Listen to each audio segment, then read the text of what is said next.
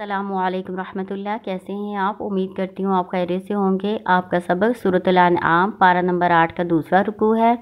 شروع کرتے ہیں اللہ کے نام سے۔ اعوذ باللہ من الشیطان الرجیم،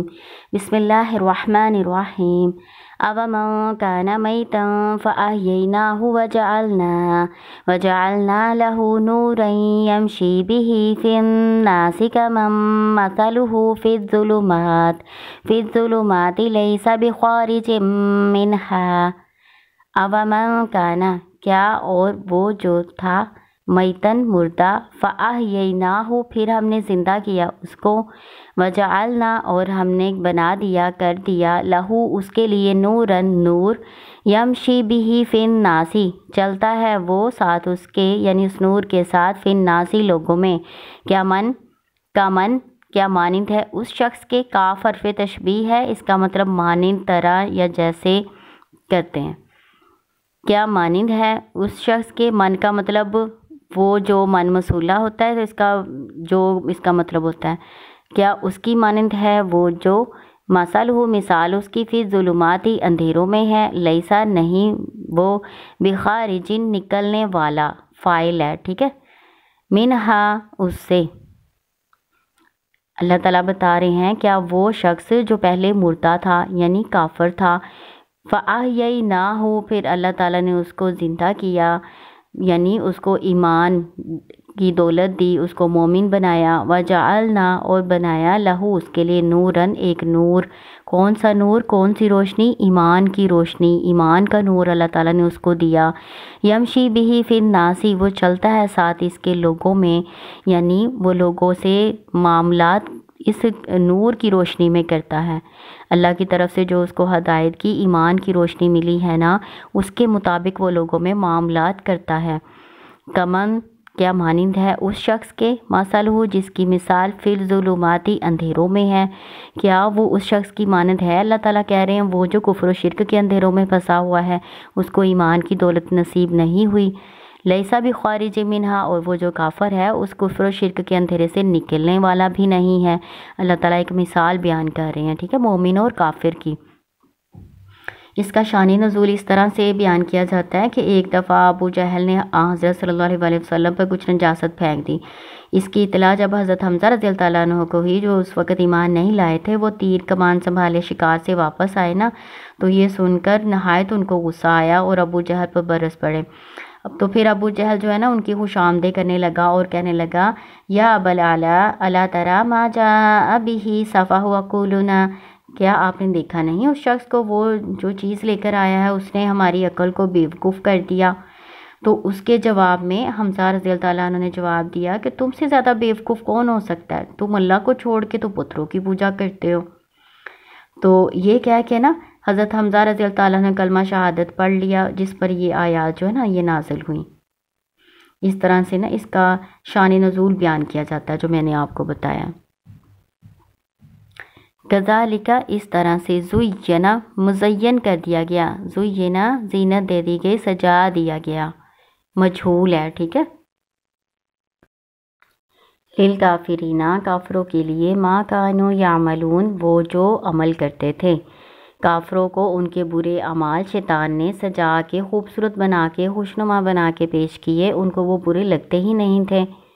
وَكَذَلِكَ جَعَلْنَا فِي كُلِّ قَرْيَةٍ أَكَابِرَ مُجْرِمِيهَا لِيَمْكُرُوا فِيهَا وَمَا يَمْكُرُونَ إِلَّا بِأَنفُسِهِمْ وَمَا يَشْعُرُونَ۔ وَكَذَلِكَ اور اسی طرح سے، جعلنا ہم نے بنا دیے، فی کلی قریۃ ہر بستی میں، اکابر بڑے، مجرمیہا اس کے مجرم، اس کے گنہگار، لیمکروا فیہا تاکہ وہ مکر و فریب کریں، چالیں چلیں، فیہا اس میں، وما یمکرون الا بانفسہم اور نہیں وہ چالیں چلتے، وہ مکر و فریب کرتے، الا مگر بانفسہم اپنی ہی جانوں پر، یعنی اپنی ہی جانوں کے خلاف وہ چالیں چلتے ہیں۔ جو بھی وہ تدبیریں، جو بھی چالیں چلتے ہیں، جو بھی مکر و فریب کے جال بنتے ہیں، وہ مسلمانوں اور نبی صلی اللہ علیہ وسلم کے خلاف، اصل میں وہ اپنے ہی خلاف ان کو استعمال کر رہے ہیں، ان کا وبال ان چالوں کا ان کی اپنی جان پر پڑ رہا ہے۔ وما یشعرون اور نہیں وہ شعور رکھتے، اور ان کو اس بات کا شعور بھی نہیں ہے کہ جو بھی وہ چالیں چل رہے ہیں اسلام کے خلاف، ان کا نقصان ان کی اپنی جان کو ہونا ہے۔ وَإِذَا جَاءَتْهُمْ آيَةٌ قَالُوا لَن نُّؤْمِنَ حَتَّى نُؤْتَىٰ مِثْلَ مَا أُوتِيَ رُسُلُ اللَّهِ اللَّهُ أَعْلَمُ حَيْثُ يَجْعَلُ رِسَالَتَهُ۔ وَإِذَا اور جب جاءتہم آتی ہے ان کے پاس آیتن کوئی نشانی، قالو وہ کہتے ہیں لن نؤمنا ہرگز نہیں ہم ایمان لائیں گے، حتیٰ یہاں تک کہ نؤتا ہمیں دیا جائے مثلا مانند ما جو اوتیا رسول اللہ دیا گیا اللہ کے رسولوں کو۔ آیت لمبی ہے، ہم تھوڑا تھوڑا کر کے اس کو سمجھتے ہیں۔ اللہ تعالیٰ کہہ رہے ہیں کہ یہ جو کافر منافق ہیں یہ کیا کرتے ہیں، یہ کہتے ہیں کہ ہم اس وقت تک ایمان نہیں لائیں گے جب تک رسول صلی اللہ علیہ وآلہ وسلم کو جو وحی اور رسالت دی گئی ہے وہ ہمیں بھی دی جائے۔ وہ سمجھتے تھے کہ ہم زیادہ حقدار ہیں اس وحی کے، کہ ہمیں اللہ تعالیٰ رسالت سے نوازے، ہمیں رسول بنائے، ہم پر وحی آئے، فرشتے ہم پر وحی لے کر اللہ کی آئے، ہم زیادہ حقدار ہیں۔ کیونکہ ہمارے پاس مال زیادہ ہے، ہم زیادہ بڑے سردار ہیں، تو اس وجہ سے ہم رسالت کے زیادہ حقدار ہیں۔ تو جب تک اللہ تعالیٰ ہمیں بھی رسالت نہیں دے گا تب تک ہم بھی ایمان نہیں لائیں گے۔ اللہ عالم حیث یجعل رسالتہ، اور اللہ زیادہ جانتا ہے کہاں اس نے رکھنی ہے اپنی رسالت، یعنی اللہ کو زیادہ پتہ ہے کہ اللہ تعالیٰ نے کس کو رسول بنانا ہے، کس کو منتخب کرنا ہے نا۔ سیصیب الذین اجرموا صغار عند اللہ وعذاب شدید بما كانوا یمکرون۔ سیصیب ان قریب پہنچے گا، الذین ان لوگوں کو اجرموا جنہوں نے جرم کیا، یعنی وہ جو مجرم جو بڑے بنے ہوئے ہیں جو اس طرح کی باتیں کرتے ہیں، اللہ تعالیٰ کہہ رہے ہیں ان کو ضرور پہنچے گی صغار ذلت، ٹھیک ہے، صغیر چھوٹا ہوتا ہے نا، تو اس کا مراد ذلت ہے۔ اللہ تعالیٰ کہہ رہے ہیں ان کو ان قریب اللہ کی طرف سے ذلت پہنچے گی، وعذاب شدید اور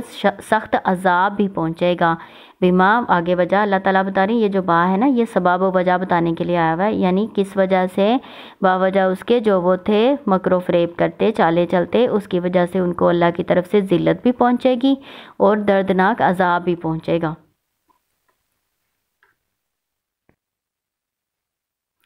فَمَن يُرِدِ اللَّهُ أَن يَهْدِيَهُ يَشْرَحْ صَدْرَهُ لِلْإِسْلَامِ وَمَن يُرِدْ أَن يُضِلَّهُ يَجْعَلْ صَدْرَهُ ضَيِّقًا حَرَجًا كَأَنَّمَا يَصَّعَّدُ فِي السَّمَاءِ كَذَلِكَ يَجْعَلُ اللَّهُ الرِّجْسَ عَلَى الَّذِينَ لَا يُؤْمِنُونَ۔ فَمَن يُرِدِ اللَّهُ پس وہ جس کے ارادہ کرے اللہ، ان یہدیہ کہ اس کو ہدایت دے، یشرح وہ کھول دیتا ہے، صدرہ اس کا سینہ، للاسلامی اسلام کے لیے۔ اللہ تعالیٰ جس کے لیے ارادہ کرتا ہے کہ اس کو ہدایت دے، اپنے راستے سیدھے راستے کی طرف ہدایت دے، تو اللہ تعالیٰ کیا کرتے ہیں، اللہ تعالیٰ اس کا سینہ اسلام کے لیے کھول دیتے ہیں، یہ اللہ کی توفیق سے ہے، ٹھیک ہے نا۔ وَمَن يُرِدْ أَن يُضِلَّهُ اور جو ارادہ کرے اس کو گمراہ کرنے کا، يَجْعَلْ صَدْرَهُ ضَيِّقًا حَرَجًا بنا دیتا ہے یا کر دیتا ہے اس کے سینے کو تنگ گھٹا ہوا، كَأَنَّمَا گویا کہ وہ يَصَّعَّدُ فِي السَّمَاءِ جیسا کہ وہ چڑھ رہا ہے آسمان میں، یعنی جیسے بلندی پہ چڑھتے ہیں نا، یہ سیڑھیاں چڑھتے ہیں، عام مثال ہے، سیڑھیاں چڑھتے ہیں تو آپ کا سانس پھولتا ہے نا، تو اسی طرح جو کافر ہے جن کے ساتھ اللہ تعالیٰ نے یہ ارادہ نہیں کیا کہ اللہ تعالیٰ ان کو ہدایت کی روشنی عطا فرمائے، تو کیا کرتے ہیں، ان کا سینہ جو ہے نا وہ تنگ ہو جاتا ہے، ہدایت کی بات نہیں وہ سنتے، تو ان کا سینہ تنگ ہو جاتا ہے ہدایت کی بات کو سننے اور اس کو قبول کرنے سے۔ اس کے برعکس جس کا اللہ تعالیٰ نے جس کو ہدایت دینی ہوتی ہے تو اللہ تعالیٰ اس کا سینہ اسلام کے لیے کھول دیتے ہیں، وہ اسلام قبول کرتا ہے، حق بات کو سنتا ہے، سمجھتا ہے، اس پر عمل کرتا ہے، ٹھیک ہے۔ دو مثالیں اللہ تعالیٰ نے دی ہیں کافر اور مومن کی۔ کذالک یجعل اللہ الرجس علی الذین لا یؤمنون، کذالک اس طرح سے یجعل اللہ اللہ تعالیٰ کر دیتا ہے، ڈال دیتا ہے، رجسا ناپاکی کو، علی الذین ان لوگوں پر، لا یؤمنون جو ایمان نہیں رکھتے۔ ناپاکی سے مراد کیا ہے، کفر و شرک کو بھی ناپاکی کہا جا سکتا ہے۔ پھر شیطان کا جو تسلط ہے، حضرت ابن عباس رضی اللہ تعالیٰ عنہما کی جو تفسیر ہے نا، ان کے مطابق شیطان کا تسلط ہے، یعنی اللہ تعالیٰ پھر شیطان کو مسلط کر دیتے ہیں ان پر۔ جو برے کام کرتا ہے تو ظاہر ہے اس نے اللہ کا تو نام لینا نہیں ہے نا، اللہ کا ذکر تو کرنا نہیں ہے، تو پھر اس پر کیا ہوتا ہے، شیطان مسلط ہو جاتا ہے، وہ اس کا ساتھی بن جاتا ہے، اس کو اس کے برے اعمال اس کو سجا کے دکھاتا ہے، اس کو کہتا ہے کہ تم صحیح راستے پر جو تم کر رہے ہو تم صحیح کر رہے ہو۔ تو اس کو وہ برا لگتا ہی نہیں اس کا برا کام، یا وہ کافر ہے تو اس کو اپنا کفر برا لگتا ہی نہیں، وہ سمجھتا میں حق پہ ہوں، ٹھیک ہے نا۔ تو رجس سے مراد کیا ہے؟ شیطان کا تسلط، اس پر شیطان کا تسلط آ جاتا ہے پھر۔ وَهَذَا صِرَاطُ رَبِّكَ مُسْتَقِيمًا قَدْ فَصَّلْنَا الْآيَاتِ لِقَوْمٍ يَذَّكَّرُونَ۔ وَهَذَا اور یہ، صراط راستہ، ربک آپ کے رب کا، مستقیمہ سیدھا، قد فصلنا تحقیق ہم نے کھول کر بیان کر دیا، آیاتی آیات کو، لقوم یذکرون قوم کے لیے وہ جو نصیحت حاصل کرتے ہیں۔ اس میں اللہ تعالیٰ کہہ رہے ہیں اے نبی محمد صلی اللہ علیہ وسلم، آپ جس راستے پر ہیں نا وہ اللہ کا سیدھا راستہ ہے، وہ درست راستہ ہے، اور اللہ تعالیٰ کہہ رہے ہیں ہم نے آیات جو ہیں یہ کھول کھول کر بیان کر دی ہیں ان لوگوں کے لیے وہ جو نصیحت حاصل کرنے والے ہیں اس قرآن سے، ان آیات سے، جنہوں نے نصیحت حاصل کرنی ہے۔ اللہ تعالیٰ کہہ رہے ہیں ہم نے اس کو واضح کر کے بیان کر دیا ہے۔ لَهُمْ دَارُ السَّلَامِ عِنْدَ رَبِّهِمْ وَهُوَ وَلِيُّهُمْ بِمَا كَانُوا يَعْمَلُونَ۔ لہم ان کے لیے، دار السلامی سلامتی کا گھر ہے، عند ربہم ان کے رب کے پاس، وہوا اور وہ، ولیہم ان کا دوست ہے، ان کا ساتھی ہے، بما باوجہ اس کے، کانو جو وہ تھے، یعملون عمل کرتے۔ اوپر آپ نے پڑھا نا کہ شیطان جو ہے کافروں کا ساتھی بن جاتا ہے، شیطان کا تسلط ان پر ہو جاتا ہے۔ تو یہاں پہ اللہ تعالیٰ نے بتایا ہے کہ اللہ ایمان والوں کا دوست بن جاتا ہے، ایمان والوں کا ساتھی بن جاتا ہے، ٹھیک ہے نا۔ دارالسلام جنت کا ایک نام ہے، سلامتی والا گھر اس کا ترجمہ ہے، اور یہ جنت کا ایک نام ہے۔ اس طرح کی ایک حدیث بھی آتی ہے، میں آپ کو وہ بتا دیتی ہوں، مشکات میں یہ حدیث میں نے پڑھی تھی، اس کا ترجمہ اور مفہوم میں کچھ آپ کو بتا دیتی ہوں۔ دارالسلام ایک سلامتی والے گھر کی مثال اللہ تعالیٰ نے ایسے دی ہے جیسے ایک شخص نے بہت خوبصورت گھر بنایا اور اس میں بہت خوبصورت دسترخوان لگایا، قسم قسم کے کھانوں والا دسترخوان لگایا، پھر ایک آدمی کو بھیجا کہ جاؤ لوگوں کو بلا کے لاؤ۔ تو وہ جو اس شخص کی طرف سے بلانے والا آدمی آیا، اس نے لوگوں کو بلایا اس گھر کی طرف کہ آؤ اور اس میں جو کھانے تمہارے لیے تیار کیے گئے ہیں ان سے لطف اندوز ہو، اس سے فائدہ اٹھاؤ۔ تو جس نے تو اس پکارنے والے کی بات پر لبیک کہا، اس کو سچ جانا، وہ تو اس گھر میں داخل ہو گیا اور اس کی نعمتوں سے لطف اندوز ہوا، اور جو نہیں داخل ہوا تو وہ محروم رہ گیا۔ اسی طرح اللہ کی اور اس کی جنت کی مثال ہے۔ اللہ تعالیٰ نے یہ جنت بہت خوبصورت، بہت پیاری بنائی ہے اپنے متقی اور مومن بندوں کے لیے۔ پھر اللہ تعالیٰ نے ایک داعی، ایک اللہ کی طرف بلانے والے رسول پیغمبر کو بھیجا، وہ لوگوں کو اس کی دعوت دیتا ہے، جو تو اس کی دعوت پر لبیک کہے گا، اس کو سچ مانے گا، وہ تو اللہ کے سلامتی والے گھر یعنی جنت میں داخل ہوگا اور اس کی نعمتوں سے فائدہ اٹھائے گا، اور جو اس نبی اور اس پیغمبر کی بات کو نہیں مانے گا، جھٹلائے گا، تو وہ اسے محروم رہ جائے گا، ٹھیک ہے۔ یہ میں نے آپ کو مفہوم بتایا ہے۔ وَيَوْمَ يَحْشُرُهُمْ جَمِيعًا اور جس دن وہ اکٹھا کرے گا ان سب کو، یا معشر الجن قد استکثرتم من الانس، اے گروہ جنوں کے، تحقیق تم نے فائدہ حاصل کر لیا، من الانس انسانوں سے۔ اب اس میں اللہ تعالیٰ کہہ رہے ہیں کہ جب ہم ان کو سب کو اکٹھا کریں گے نا، کن کو اللہ تعالیٰ اکٹھا کریں گے؟ اپنی مخلوقات کو، خاص طور پہ جنوں اور انسانوں کا ذکر یہاں پہ کیا گیا ہے۔ جنوں اور انسانوں کا کیوں ذکر اللہ تعالیٰ کرتے ہیں؟ کیونکہ یہ دو مخلوقات ایسی ہیں اللہ کی مخلوقات میں سے کہ یہ شریعت کی مکلف ہیں، ان سے پوچھا جانا ہے، ان سے حساب کتاب ہونا ہے، ٹھیک ہے نا۔ تو اللہ تعالیٰ جس دن اپنی تمام مخلوقات کو جمع کرے گا تو اللہ تعالیٰ جنوں کے گروہ سے کہے گا، اے جنوں کے گروہ، تحقیق تم نے بہت سا فائدہ اٹھا لیا انسانوں سے۔ اب جنوں نے انسانوں سے کیا فائدہ اٹھایا ہوگا؟ انسان تو چلو ان سے غیب کی اوپر سے وہ سناتے ہیں ایک آدھ بات، اور باقی اپنی طرف سے کہانت کر کے وہ ان کو بتاتے ہیں اپنے انسان کہانوں کو، تو وہ ان میں 100 جھوٹ ساتھ ملاتے ہیں اور ایسے ایسے لوگوں کو بتاتے ہیں۔ تو یہ تو ہو گیا، چلو انسانوں نے جنوں سے فائدہ اٹھایا، لیکن انسان جنوں سے کیا فائدہ اٹھاتے ہوں گے؟ انسان یہ جو جن ہے نا وہ انسانوں سے یہ فائدہ اٹھاتے ہیں کہ ان کو بہکا کے، ان کو بیوقوف بنا کے ان سے اپنی عبادت کرواتے ہیں، ٹھیک ہے نا۔ جن جو ہوتے ہیں نا انہی میں سے شیاطین ہوتے ہیں، جو سرکش جن ہوتے ہیں انہی کو شیاطین کہا جاتا ہے نا۔ تو یہ انسانوں کو بہکا کے اپنی عبادت میں لگاتے ہیں تاکہ ہم اللہ کو چھوڑ کے اس کو مانیں، اس کی بات مانیں، اس کے پیچھے لگ جائیں اور وہ ہم سب کو گمراہ کر کے جہنم میں لے جائے۔ تو یہ جن فائدہ اٹھاتے ہیں، اور انسان کیا فائدہ اٹھاتے ہیں؟ انسان یہ فائدہ اٹھاتے ہیں کہ ان سے ایک آدھی بات جو ہے وہ سن کے اس میں جھوٹ ملا کے لوگوں کو بتاتے ہیں، لوگوں کو گمراہ کرتے ہیں۔ وقال اولیاؤہم، اور کہتے ہیں ان کے دوست، من الانسی، انسانوں میں سے، ربنا استمتع، اے رب ہمارے فائدہ اٹھا لیا، بعضنا، ہمارے بعض نے، ببعض، بعض سے، وبلغنا، اور ہم پہنچ گئے، اجلنا، اپنی اس مدت کو، الذی، وہ جو، اجلت لنا، تو نے مقرر کی تھی ہمارے لیے۔